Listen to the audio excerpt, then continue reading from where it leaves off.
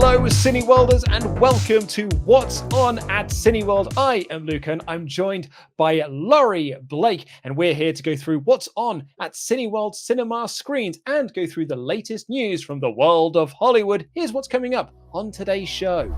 Coming up, we take a look at the announcement on Lion King 2 and what we can expect from a return to Pride Rock. Everybody get up, it's time to slam now. We've got a real jam going now. Welcome to the Space Jam 2. And here's what you can expect from that movie.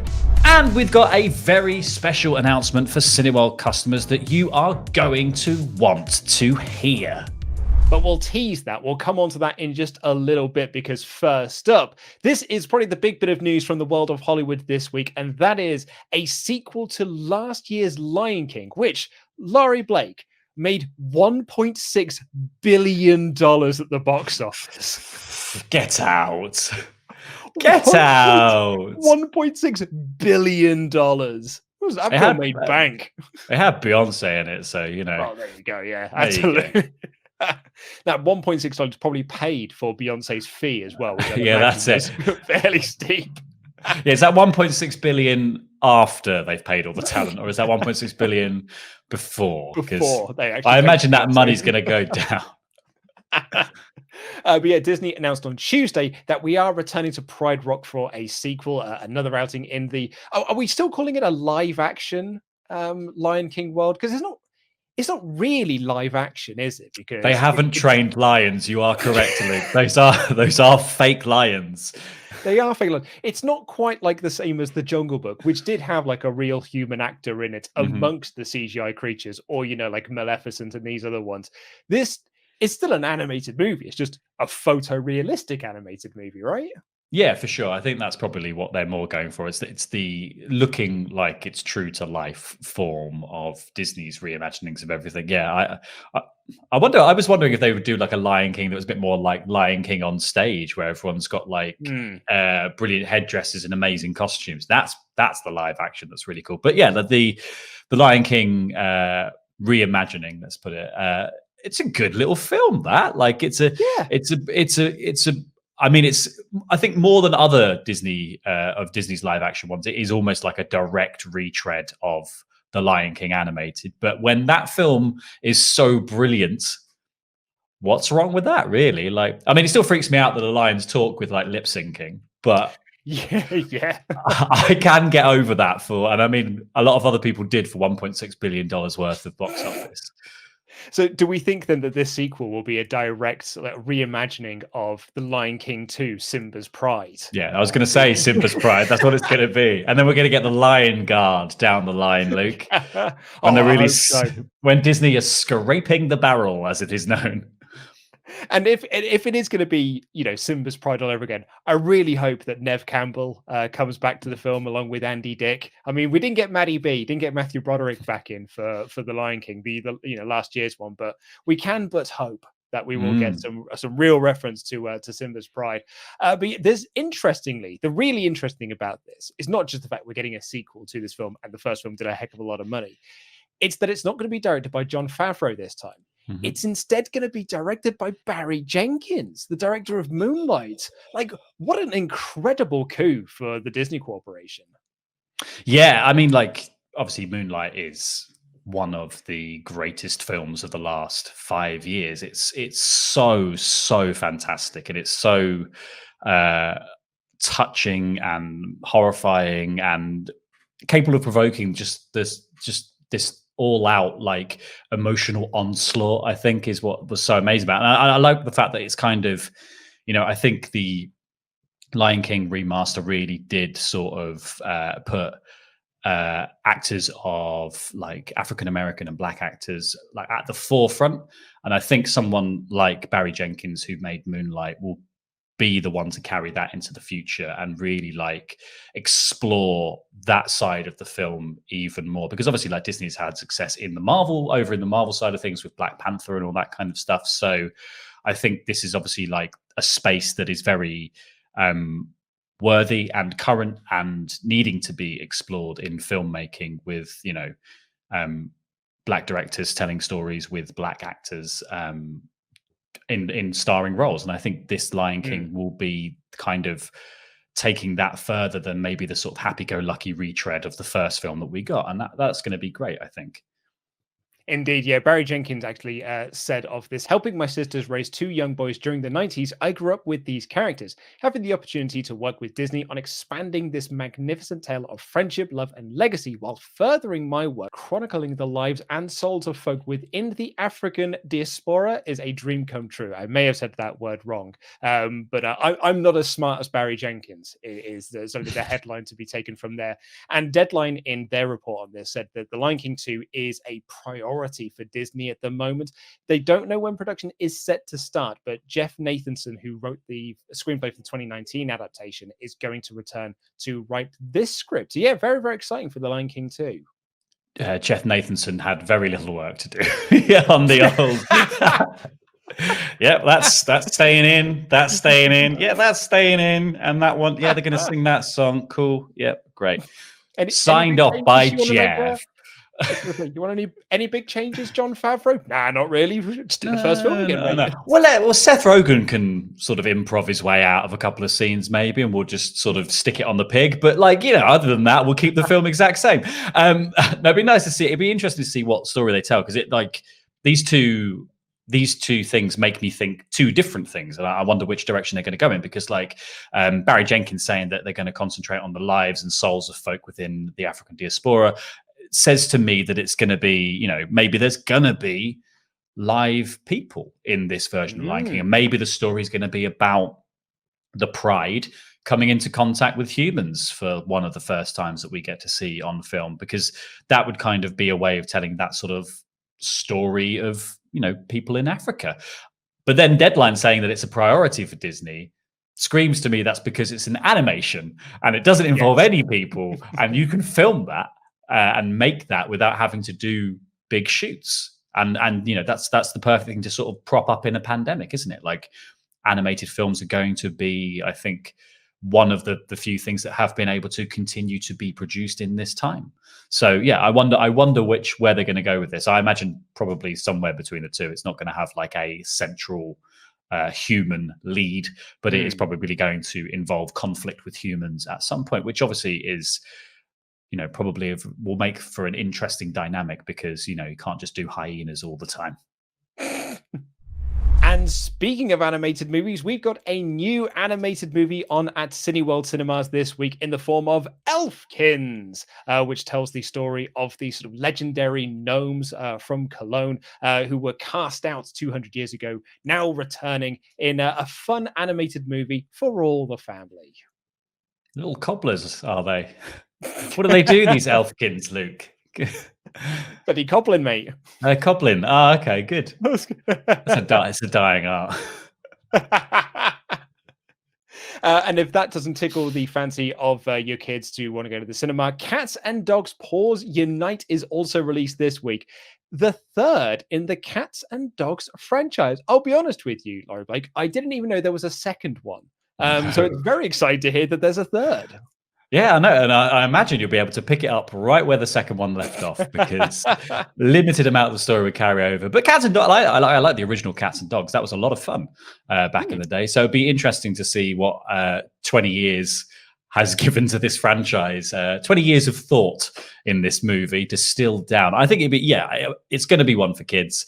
It's in that same vein almost as The Lion King, really. Like, talking animals are always fun. Cats and Dogs walk the line very nicely of being, kind of cutesy and serious and stupidly silly at all the right points. So could be a winner.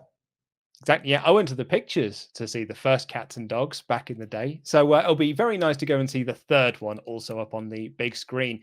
And if you didn't get to see it this week or last week, depending on when you're watching this, David Attenborough's A Life in Our Planet is showing again tomorrow if you did miss that. And there's going to be a special Q&A for it as well. And if you didn't catch Matthew Bourne's Red Shoes last week, there's also an encore showing of that this coming Sunday. You can get tickets for those using the links down below. And as a reminder to you all, Monday is going to be that unlimited screening of Saint Maud that we talked about on last week's episode. If you haven't heard us, if you didn't check out last week's episode, go and watch that where we talk about this film, because I think it's going to be, it could end up being one of the best films of the year, really. If the trailer is anything to go by, if the pedigree that the film is sort of following on by is anything to go by, I think we could be onto a real winner here. If the reviews are anything to go by, all the early reviews for this say it is incredible, this film. And yeah, really, really will get you in the mood for October, I think. Certain day coming up at the end of October, isn't there, Luke, that these sorts of things might my wedding anniversary. Yeah, that's it. Yeah, Luke's wedding anniversary. So go see Saint Maud. Luke's a very pious man. So that's really good. You can get your unlimited cards, sign up for the unlimited program, so you can go and check out Saint Maud this coming Monday at your local Cineworld. I know I will be. Hey, also being re-released, Akira, the classic anime, like probably, it's the anime movie of our time. Akira has had a special 2020 reissue. It has been upgraded. It looks spectacular.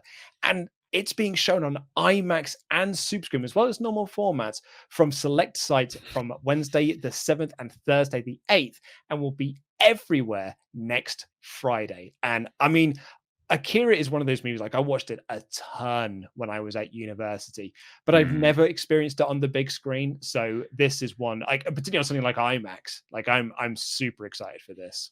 Akira is one of the dang coolest movies of all time. And yeah, seeing it in IMAX when it goes completely off the wall at the end, everything's like spilling out of everywhere. That it would be immense. What an awesome film. I mean, it is the like anime film, right? It is the sort of it's the one everyone had a poster of. It's that film. Go see it in IMAX, because when are you going to get the chance to do that? Oh, absolutely. Yes. So go check that out. And also being re-released in Cineworld in a very, very fun little setup that we've got here. All of the Rocky movies are playing throughout the week, one each day, starting with Rocky today, in fact, on this Friday. So yeah, Adrian, who doesn't love a Rocky movie? I love a Rocky movie, particularly. Like Rocky is great. Rocky 2 is also great. Rocky 3 with Hulk Hogan and Mr. T, absolutely brilliant. And you've got to go check out Rocky 4 before Sylvester Stallone takes out the robots. So exactly. Hey, you turn that robot down. He's recently said. He recently said like he's gonna. He's recutting all the Rocky films, like doing his director's cut on them. And yeah, someone said, "Are you going to leave the robot in Rocky 4?" And Sylvester Stallone's response was, "I think we've outgrown the robot." It's like, no, we haven't. The robot's the best bit. Who has a robot? Paulie has a robot, but unfortunately, the heights of 80s hedonism. So if you like your robots and montage sequences, you'll love Rocky 4, because I bloody love them. And it's got a wicked soundtrack by Stan Bush as well. Rocky and Dolph Lundgren is brilliant. I will break you. If it does, it does. It's love Rocky 4. Rocky 5 less so. But Rocky Balboa is like it's one of the most emotional experiences I've ever had in the cinema. So yeah, really chuffed to see that the Rocky films are back, and I cannot wait to check them out again. But now it's time for that big announcement that we were teasing earlier. You probably saw this on Wednesday, but Cineworld are now reducing ticket prices to £4, just £4 to those older movies like Rocky, as well as things like Onward, which is also coming back into cinema, and the majority of films that were released in October, like Bill and Ted and New Mutants, that we've reviewed on this show and very much enjoyed as well. So if you want to go check out all of the Rocky movies and you're not part of the unlimited program, if you're not an unlimited holder, you can just see this for £4. That's cheaper than most coffees. And it's probably cheaper than a pint too. I think like £4 to go see films. That reminds me of back in university days. Like it's been a while since we've paid £4 to go to the cinema. And yeah, like these are like all-time classics that are on the screen right now, and what a rare opportunity as well to just see them in somewhere like a Cineworld that has like these amazing screens, these amazing seats, like this whole experience. The sound's incredible in Cineworld. Like all of this to see these kind of classic films play out for a really cheap price. What more do you want? Just £4. I've had sandwiches that have cost more than £4. Like, and I lost and I've £4. So many times I've lost £4. You could just give £4 to Cineworld and see Akira. Yeah, absolutely. Absolutely fantastic. What a deal. And I know what you're thinking, unlimited card holders. You're sitting there thinking like, well, what about me? What do I get? Well, I'll tell you what you'll get. If you are an unlimited card holder, you can get free popcorn and free regular nachos up until the end of October. So if you are an unlimited member, please do check your emails for more information. It's a really, really great offer that Cineworld are doing. And yeah, it's really, really awesome during these times, during this pandemic when we do need a little bit of levity in our life. What better way than to go to the cinema? And it's even better now because it's cheap. You mentioned going to the cinema like when you were a student, and like I was thinking then, that £4 offer really makes me feel like, oh, back in the day when I used to be able to go to the cinema with a fiver, I'd be able to go to the cinema with a fiver and I'd be able to get a Mackie D's afterwards. And one of the first films I went to go see on my own, like without my parents, me and my friends went to go see it, was Space Jam. And it was a moment. There's a reason why I'm talking about it to this day. It is a momentous moment in my life going to the cinema on my own without my folks. Went to go see Space Jam, and I loved it. And here we are, Laurie Blake, 24 years later, and we're getting ready. Although it won't be, it's 25 years later by the time it'll actually come out for Space Jam 2. What, like Space Jam, I think is such an iconic film. I watched it again recently, still holds up. But it's like, and it was kind of brilliant as well because it was like at the time The Last Dance was out as well, and it's like Michael Jordan's on it, and then you see all these like brilliant players, and I think like the NBA has obviously come on like is in a completely different place. There's a whole new series of stars in basketball. The sport has grown, even if you can even believe the sport could grow from 1990s to now. Like, yeah, I can't wait to see the real life people that are going to be in it. But I also can't wait to see the Looney Tunes, who have also had like a fantastic last couple of years. Like the more recent Looney Tunes cartoons have been brilliant that they've released recently. They're back on top, baby. Let's see them play some basketball. Absolutely. I can't wait for Space Jam 2. I'm legit. I'm so excited for this. It's LeBron James this time instead of Michael Jordan. He's going to be starring alongside Don Cheadle and Sonequa Martin Green. It's going to be directed by Malcolm D. Lee, who did Night School. But the reason why we're talking about this is because Jeff Bergman, who's the new voice of Sylvester and Elmer Fudd and Foghorn Leghorn, he did an interview with Comic Book recently where he said, I have to tell you, I think this movie is going to be sensational. It's going to knock people's socks off. It's really cool. I can't obviously say anything about it at this point until they release information, but I can only say this much. People are really going to like it. There's a lot of stuff in there that is going to be really cool. Now, that is pretty much, it's a fairly generic statement about, to promote a movie before we've seen a trailer for it or anything. But we've had the photos of LeBron James online in the updated Toon Squad outfits.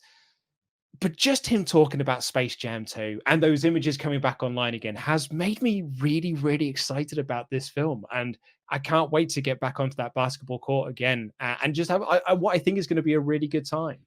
I also love the casting. Like I love having LeBron James in that sort of Michael Jordan role because he is the sort of modern Michael Jordan.